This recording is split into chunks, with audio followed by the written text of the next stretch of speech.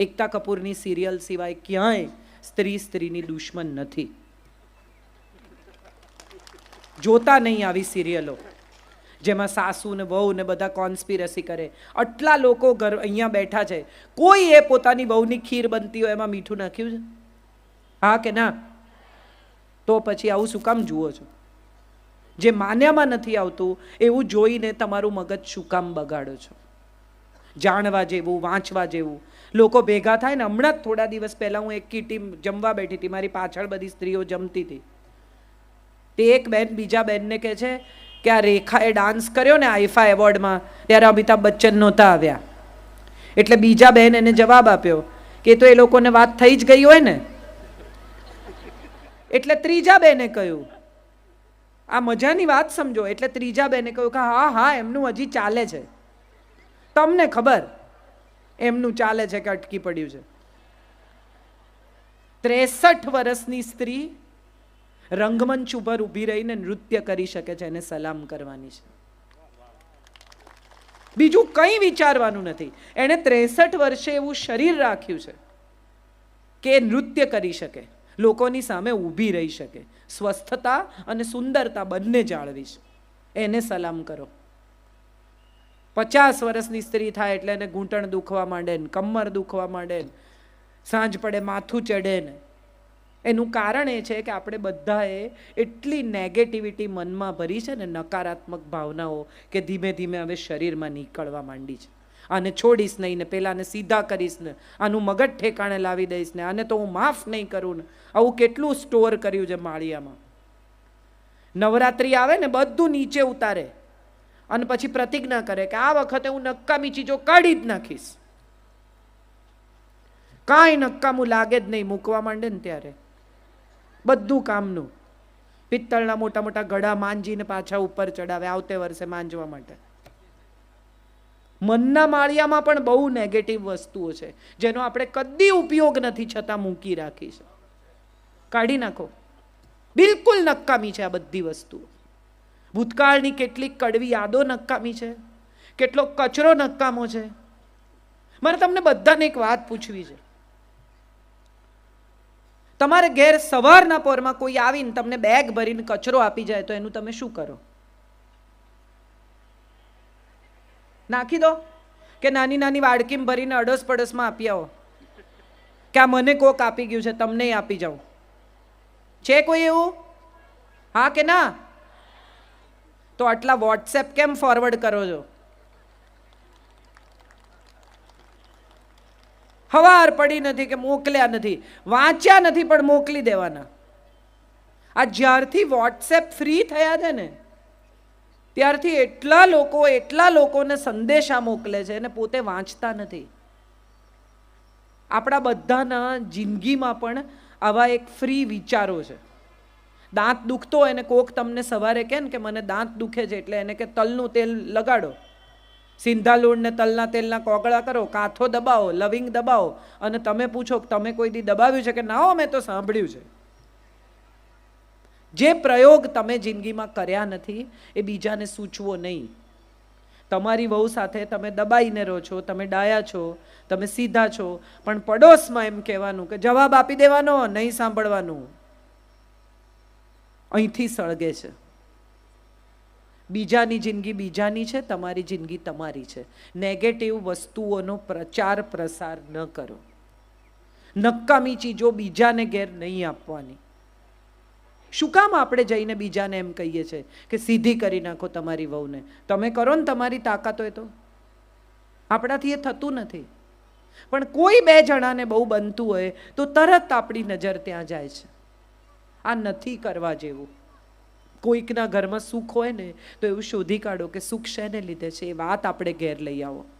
કે એવું શું કરે છે આ સાસુઓ કે એમના ઘરમાં કકળાટ નથી થતો. એકવાર ગાંધીજીને કોઈકે પૂછ્યું કે તમારે ને બાને ઝઘડો નથી થતો? તો ગાંધીજીએ કીધું ના, નથી થતો.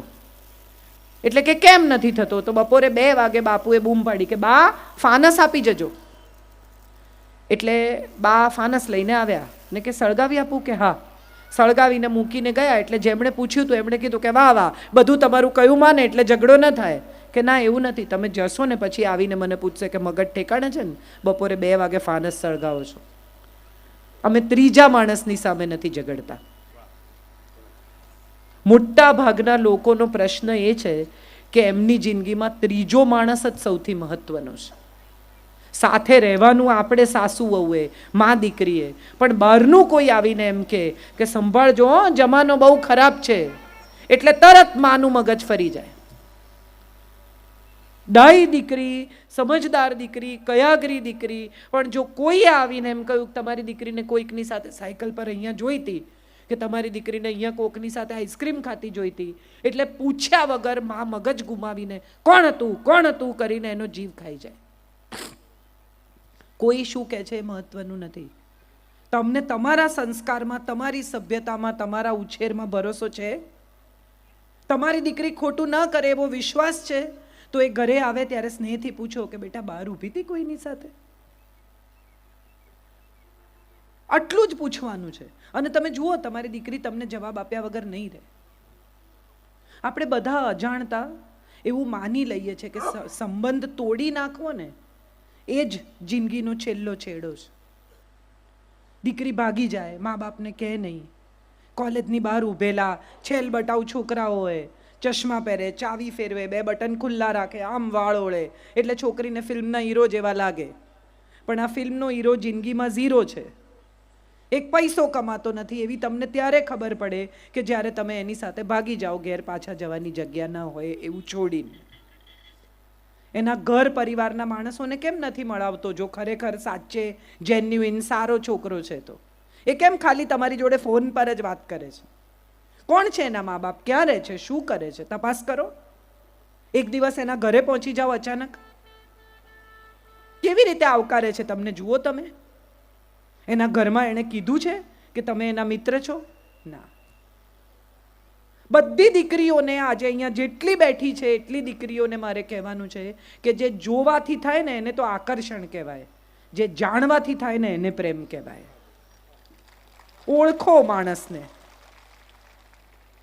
એમ રાતોરાત કોઈની સાથે ફિલ્મની જેમ પ્રેમ નથી થતો. અને પિક્ચરમાં ભાગી ગયેલા લોકોને જંગલમાં ઘરો બાંધવાની જગ્યા મળી જાય છે. અહીંયા તો નાનું લાકડું કાપો ને તો એ ફોરેસ્ટ ડિપાર્ટમેન્ટવાળા આવશે પકડવા. કંઈ નહીં થાય. આવા જંગલમાં મકાનો ઊભા નહીં થાય અને આવી હોટેલોમાં જગ્યા નહીં મળે ને મોટરસાઇકલનું પેટ્રોલ ખાલી 50 કિલોમીટર ચાલશે. પછી ક્યાંથી લાવશો? જિંદગીની રિયાલિટી બહુ કડવી છે અને સચ્ચાઈઓ બહુ જ અઘરી છે જીવવી. આ અઘરી સચ્ચાઈઓ તમારી દીકરીને સમજાવવાની એક મા તરીકે તમારી ફરજ છે. શંકા કરવાને બદલે એને સમજાવો કે અમે તારા પર શંકા નથી કરતા, અમે જમાનાથી ડરીએ છીએ, અમે લોકોથી ડરીએ છીએ. એક દીકરી ઘેર આવે ડરેલી અને માને એમ કે છોકરો મારી પાછળ આવે છે કે કાલથી 2 દિવસ જતી જ નહીં. કેમ 2 દિવસ ન જાય? એ કેમ ઘરમાં બેસી રહે? એને એમ કહેવાનું કે સ્કૂટર ઊભું રાખ, સાયકલ ઊભી રાખ. છોકરાને એમ કે ચાલ મારા પપ્પાને મળવા આવું જ મારી સાથે. ડરવાનું શું? એક છોકરીને કોઈ છેડી જાય, એની સાથે કોઈક અમુક પ્રકારનું ખરાબ વર્તન કરે તો મમ્મી કોઈને કહેવાનું નહીં. કેમ નહીં કહેવાનું? એનો શું વાંક છે? અને ઉપર જતા પાછી મમ્મી એમ કે તું આવા કપડાં પહેરીને રાતે ફરે છે ને એટલે આવું થાય છે. એને શું પહેરવું, શું ખાવું, એના ઉપર સમાજનો કંટ્રોલ છે. મર્યાદા ભીતર છે, મર્યાદા વસ્ત્રોમાં નથી. આપણી બધી જેટલી સ્ત્રીઓ પુરાણોની તમે જોઈ એ બધી કંચુકી પહેરતી હતી, ઓફ શોલ્ડર બ્લાઉઝ, અને આટલી કમર ખુલ્લી રહે ને નીચે ધોતીને ઉપર વસ્ત્ર લેતી હતી. આટલું શરીર ખુલ્લું રહેતું હતું, પણ કોઈની તાકાત હતી કે એમની સાથે કોઈ છેડખાની કરે? દ્રૌપદીની આંખમાં એ તેજ હશે કે દુશાસને પોતાના હાથ નીચે નાખી દીધા. કૃષ્ણ તો આવ્યા હશે કે નહીં કોને ખબર. એની આંખમાં એ તેજ હશે કે દુશાસન કપડાં ન ખેંચી શકે. હું તો હંમેશા એવું માનું છું. દીકરીની આંખમાં એ તેજનો જન્મ થવો જોઈએ. આપણે અનસુયાના દેશની સ્ત્રીઓ છીએ, આપણે લક્ષ્મીબાઈની દીકરીઓ છીએ. આપણે ક્યાં પહોંચી ગયા? આ ટીવી સિરિયલો, આ સિનેમા, આ પ્રેમમાં પડવું, આ ભાગી જવું. પ્રેમ તો આપતા શીખવે. જેમણે ઉછેર્યા, આટલા મોટા કર્યા, ખવડાવ્યું, પીવડાવ્યું, ભણાવ્યા, એના પ્રત્યેની ફરજ ભૂલીને ભાગી જાય એને પ્રેમ ન કહેવાય, એને સ્વાર્થ કહેવાય, એને પ્રેમ ન કહેવાય. હું આવા પ્રેમને બિલકુલ માનતી નથી. અને સ્વાર્થ હંમેશા એનો રસ્તો શોધે જ છે. તમારે એ સ્વાર્થનો જવાબ આપવો જ પડે છે, કારણ કે તમારા મા બાપના આંસુ છે ને, એ એક એક આંસુ તમને જિંદગીનું એક એક વરસ ખરાબ કરી નાખશે. આ યાદ રાખજો. આ બધું મારે જુવાન દીકરીઓને, આપણી બાળકીઓને, આપણી જુવાન થઈ રહેલી દીકરીઓને કહેવાનું છે કે માને આપણે કહીએ છીએ ને, તું ચૂપ રહે, તને ના સમજ પડે. એ માં તમને ત્યારે સમજતી હતી કે જ્યારે તમારી પાસે ભાષા પણ નહોતી. એને શું ન સમજ પડે? એને બધી સમજ પડે. તમે ઘરમાં આવીને ચપ્પલ કાઢો ને માને ખબર પડે કે આમાં શું બદલાયું છે. મા પાસે નજર છે. એવા વહેમમાં નહીં રહેતા. આ તો એનો પ્રેમ છે કે તમને એ વહેમમાં રહેવા દે છે. બાકી તમને સ્કેન કરે છે તમારી માની નજર. જરાક કંઈ ખોટું થયું હશે ને તો તમારી માને ખબર પડ્યા વગર નહીં રહે, કારણ કે આ નાળનો સંબંધ છે. એના પેટમાં રહ્યા છો તમે 9 મહિના. એટલે માને છેતરવાનો વિચાર તો છોડી જ દેજો. છેલ્લી વાત કહીને મારી વાત પૂરી કરું. મારી પોતાની જિંદગીનો દાખલો મારે તમને આપવો છે. મારી માને દીકરાની બહુ ઝંખના હતી. હું એક જ સંતાનને, પછી મારા પિતાએ એવું નક્કી કર્યું કે હવે સંતાન નહીં જોઈએ. એટલે એક જ દીકરી હું મારા માતા પિતાની. મારા પિતાએ મને ખૂબ જુદી રીતે ઉછેરી. આજથી 50 વર્ષ પહેલાં ગુજરાતી દીકરી નહીં ઉછરી હોય એવી રીતે હું ઉછરી. મારા પિતાને કેન્સર થયું અને ત્યારે મારી માએ રડીને મને એમ કહ્યું કે તું એકલા હાથે શું કરીશ. મારા પિતાને બધા જ ઓળખે છે, પુરુષોત્તમભાઈ બાપુ. એવી કોઈ બચત નહીં, એવી કોઈ આવક નહીં. અને ત્યારે મારી માએ રડીને એમ કહ્યું કે અરે રે, એક દીકરો હોત તો. એ પછી જે રીતે મેં એમની સેવા કરી, કે જે રીતે એમને વિદાય આપી, એ જોઈને લગભગ દરેક માણસે એમ કહ્યું કે એક દીકરો હોત ને તો પણ આટલું તો ન જ કરી શક્યો હોત. મારા વખાણ નથી. મારે તમને એ કહેવાનું, ના મારા માટે તાળી ના પાડશો, મારે તમને એ કહેવાનું છે કે તમારી દરેક દીકરીમાં એ શક્તિ છે.